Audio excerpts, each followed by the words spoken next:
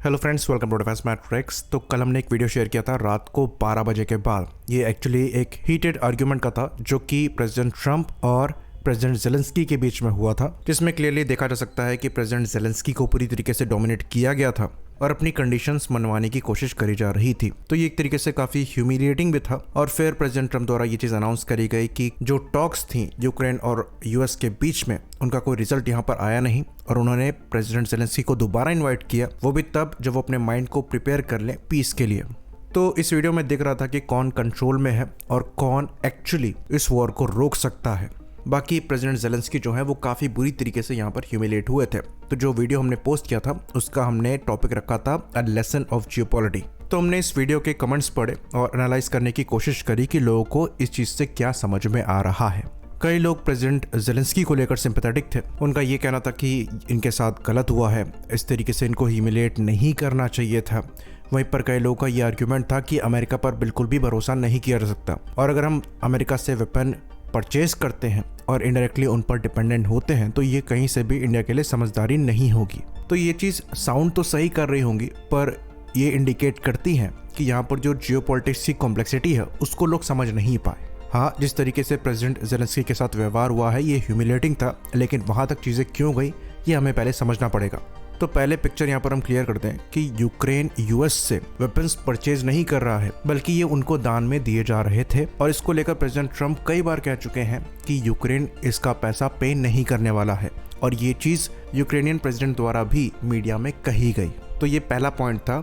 जो president Trump है वो बिल्कुल भी इस चीज़ से खुश नहीं थे कि यूनाइटेड स्टेट्स यूक्रेन को पैसा दे रहा है, वो भी ऐसी वॉर के लिए जिसमें यूएस का कोई इंटरेस्ट नहीं है। उनके हिसाब से अराउंड $350 बिलियन जो हैं यूएस ने इस वॉर में पे किए हैं और इतने पैसे देने के बावजूद जो कि बिना सिक्योरिटी के हैं उनसे फर्दर सपोर्ट मांगा जा रहा है और उसके बदले में जो यूक्रेनियन प्रेसिडेंट है वो अमेरिकन ऑफर को डायरेक्टली एक्सेप्ट भी नहीं कर रहे हैं, जो कि सीज फायर के लिए है। तो वो अपनी कंडीशंस बता रहे हैं कि रशिया जो है वो दोबारा से सीज फायर को वायलेट करेगा। वहीं पर अमेरिका का स्टैंड पॉइंट यहाँ पर ये है कि अगर यहाँ पर कोई डायलॉग होता ही नहीं है तो ये वॉर रुकेगी कैसे, और अगर ये वॉर रुकेगी नहीं तो अमेरिकन टैक्स पेयर्स इसका पैसा अनिश्चित काल के लिए देते थोड़ी रहेंगे, क्योंकि पहले ही काफी ज्यादा पैसा दिया जा चुका है। और दूसरी चीज, अगर आप अमेरिकन पैसा ले रहे हैं इस वॉर में लड़ने के लिए तो आपको अमेरिका की कंडीशन माननी पड़ेगी, क्योंकि आप ये पैसा लौटाने नहीं जा रहे हो, आप उधार नहीं ले रहे हो। और ये चीज यूक्रेन को भी पता है कि अगर अमेरिका यहाँ से अपने हाथ पीछे खींच लेगा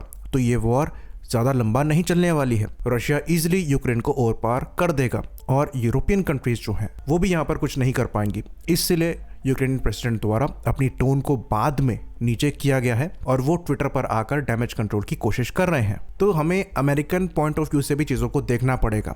अमेरिका यहाँ पर यूक्रेन के अगेंस्ट नहीं है, अमेरिका यहाँ पर अपने इंटरेस्ट के लिए है, जैसा कि हर कंट्री को होना चाहिए। गलती यहाँ पर यह हो गई कि जो प्रीवियस अमेरिकन एडमिनिस्ट्रेशन थी वो अपनी फॉरेन पॉलिसी को लेकर क्लियर नहीं थी, उनके इंटरेस्ट रशिया के अगेंस्ट में थे। तो वहां पर यूक्रेन को एनकरेज किया गया था कि वो रशिया के साथ वॉर को लंबा चलाएं। तो यूक्रेन की यहाँ पर जो गलती थी वो ये थी कि वो अपने इंटरेस्ट खुद हैंडल नहीं कर रहे थे, बल्कि अपनी प्रोटेक्शन के लिए वो दूसरी कंट्री पर रिलाय कर रहे थे और उनके एनकरेजमेंट पर यहाँ पर डिप्लोमेसी को बाहर फेंका गया और 3 साल तक इस लड़ाई को खींचा गया बिना किसी डिप्लोमेसी के रूम के। तो लेसन यहाँ पर ये है कि यूक्रेन की जो सबसे बड़ी गलती है वो ये है कि इन्होंने अपनी कंट्री के इंटरेस्ट दूसरे के सहारे छोड़ दिए।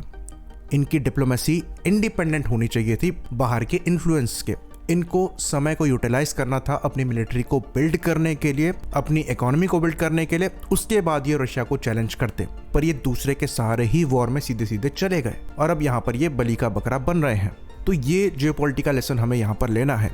ये एक मल्टीपोलर वर्ल्ड है, आप दूसरे पर डिपेंडेंट रहते हैं कई चीज़ों को लेकर, लेकिन अपनी कंट्री की सिक्योरिटी आपके हाथ में रहती है, आपकी डिप्लोमेसी आपके हाथ में रहती है। तो आपको हमेशा अपने इंटरेस्ट देखने चाहिए। अगर आप अपनी फॉरेन पॉलिसी, अपनी मिलिट्री दूसरे के हाथ छोड़ देंगे तो आपका वही हाल होगा जो कि यहाँ पर प्रेसिडेंट जेलेंस्की का हो रहा है। लोग यहाँ पर अमेरिका को ब्लेम कर रहे हैं, पर अमेरिका की यहाँ पर बिल्कुल भी गलती नहीं है। वो पहले भी अपना इंटरेस्ट देख रहे थे, आज भी अपना इंटरेस्ट देख रहे हैं। ये यूक्रेन की गलती है कि वो ये चीज़ समझ नहीं पाए कि अमेरिका खाली अपना इंटरेस्ट देखेगा, उसके हिसाब से उन्हें अमेरिका से डील करना है। इवन प्रेसिडेंट जेलेंस्की द्वारा अमेरिकन इलेक्शन के दौरान डेमोक्रेट्स कैंडिडेट्स के लिए इनडायरेक्टली कैंपिंग करी गई थी, जो कि एक्चुअली एक जियोपॉलिटिक डिजास्टर है। इसके कॉन्ट्रास्ट में हम इंडिया की जियोपॉलिटिक्स की बात करते हैं और मैच्योरिटी की बात करते हैं कि इंडिया द्वारा चाइना के साथ इतने बड़े क्लैश के बाद जहां पर दूसरे वर्ल्ड लीडर इंडिया के सपोर्ट में खड़े हो गए थे, यहां तक कि मिलिट्री अलायंस तक की बात कर रहे थे, इन चीजों को एंटरटेन नहीं किया गया।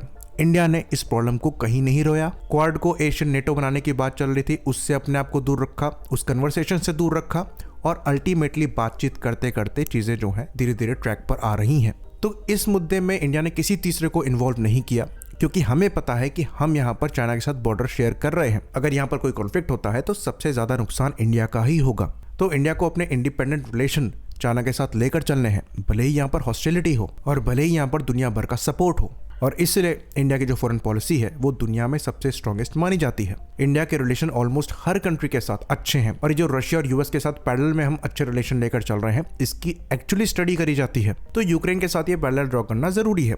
बाकी अब आती है अमेरिका से वेपन्स लेने की बात। तो अब यहाँ पर कुछ लोगों का आर्ग्यूमेंट ये था कि अगर हम अमेरिका से वेपन्स लेते हैं तो फंस जाएंगे।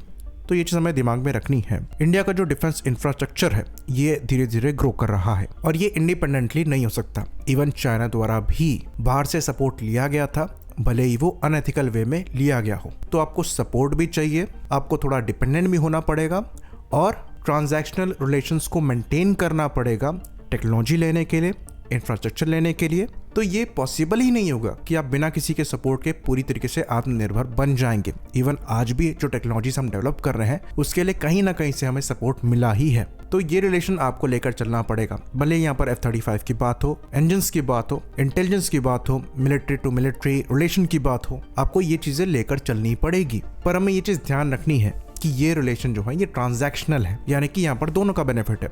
आपको ये लेकर चलना पड़ेगा कि अमेरिका का भी बेनिफिट हो रहा है और इंडिया का भी बेनिफिट हो रहा है। अगर आज यूक्रेन रशिया से लड़ने के लिए जो भी पैसा अमेरिका से ले रहा है उसको ब्याज के साथ चुकाने को तैयार होता तो प्रेसिडेंट ट्रंप को बिल्कुल भी आपत्ति ना होती और पैसा देने में, उल्टा वो एनकरेज करते। तो ये चीज हमें समझनी पड़ेगी कि जो इंटरनेशनल रिलेशन है वो ट्रांजैक्शनल होने चाहिए। अगर यहाँ पर हम अनफिल्टर्ड होकर चीजों को बोलें तो आप भीख मांग के चौड़ में नहीं घूम सकते, जो कि प्रेसिडेंट ज़ेलेंस्की द्वारा यहाँ पर किया जा रहा था। तो अगर सामने वाले के पास एडवांटेज है तो थोड़ा बहुत झुककर आपको चलना पड़ेगा। और ये खाली जियोपॉलिटिक्स के लिए एप्लीकेबल नहीं है। अगर आपको लॉन्ग टर्म में चीजों को चलना है और आगे बढ़ना है तो जहां से आपको सपोर्ट चाहिए उनकी रिस्पेक्ट करते हुए आपको आगे बढ़ना होगा। इक्वल बैठकर आप आंख में आंख डालकर बात कर सकते हैं, लेकिन जब तक आप वहां पर नहीं है तब तक आपको सामने वाले की रिस्पेक्ट करनी पड़ेगी। लॉन्ग टर्म में सर्वाइव करने के लिए ये जियोपॉलिटिक्स के लिए भी इंपॉर्टेंट है और रियल लाइफ के लिए भी। तो इस पूरी कन्वर्सेशन का सार यहाँ पर ये है कि जो जियोपॉलिटिक्स है वो काफी ज्यादा कॉम्प्लेक्स है, वो इमोशन से नहीं चलती। दूसरी चीज, आपकी सिक्योरिटी आपके हाथ में है और अगर उसके लिए आप किसी पर डिपेंडेंट हैं कि इससे आप वेपन्स ले रहे हैं तो वो ट्रांजैक्शनल रिलेशनशिप होना चाहिए और उनके साथ आपके इंटरेस्ट अलाइन होने चाहिए।